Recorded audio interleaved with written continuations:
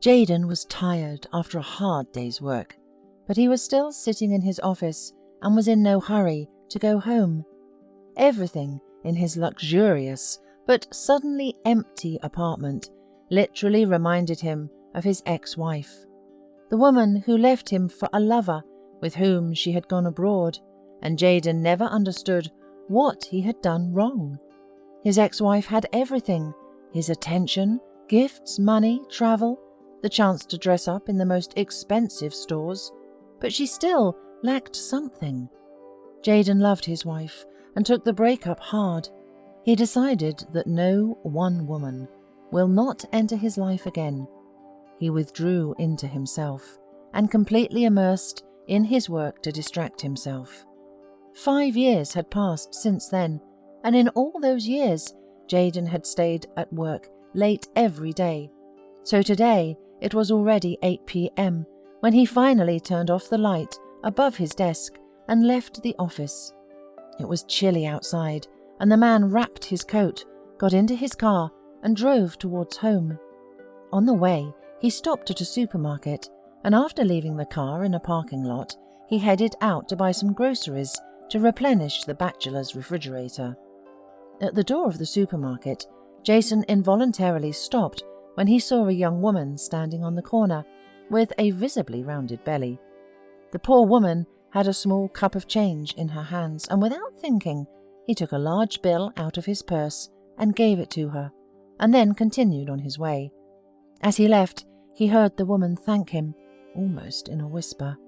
After choosing the necessary groceries, Jayden went to the cash register, but thoughts of the pregnant woman did not give him any peace.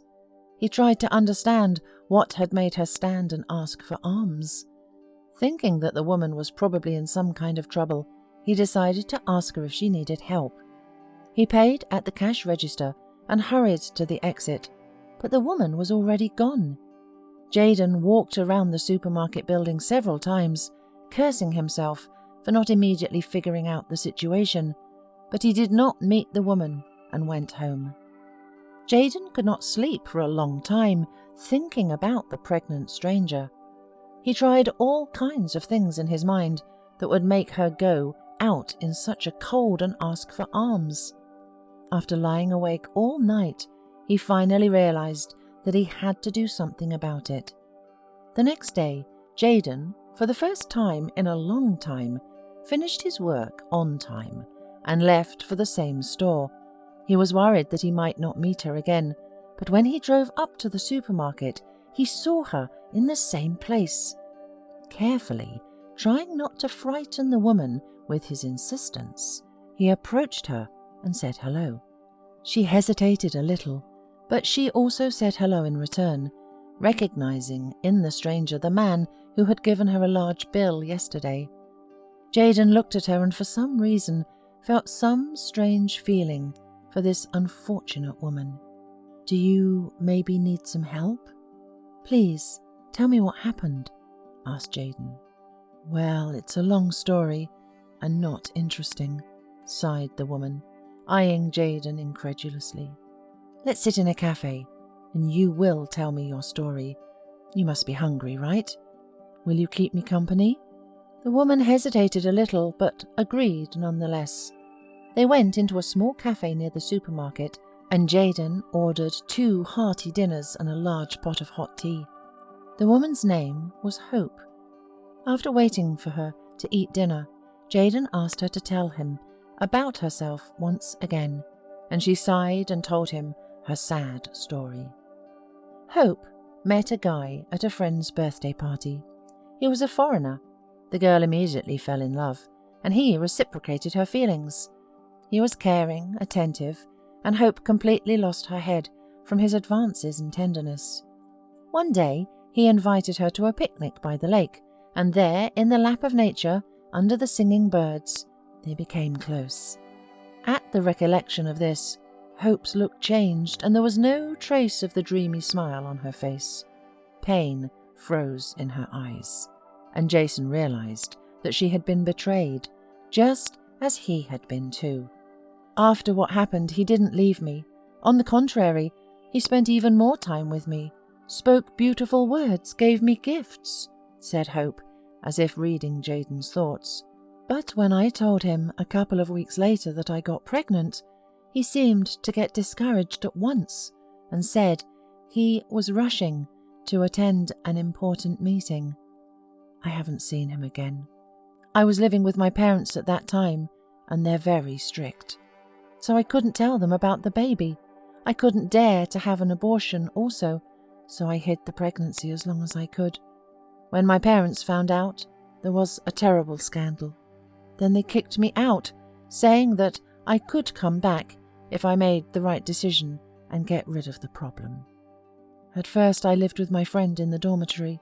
Then I rented a room from an old lady, and I cook and clean there for her, but I can't live there with a newborn baby. I can't get a job because I'm pregnant either. That's why I am here, to survive."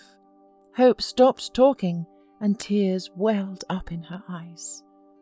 Jayden felt insanely sorry for this woman, because he knew very well how hard it was when a loved one betrayed you. "You know what?" he suddenly said. "Why don't you stay with me for a while? You don't have to pay me. I make good money, and my apartment is big. There's enough room for everyone." "Thank you, of course, but no.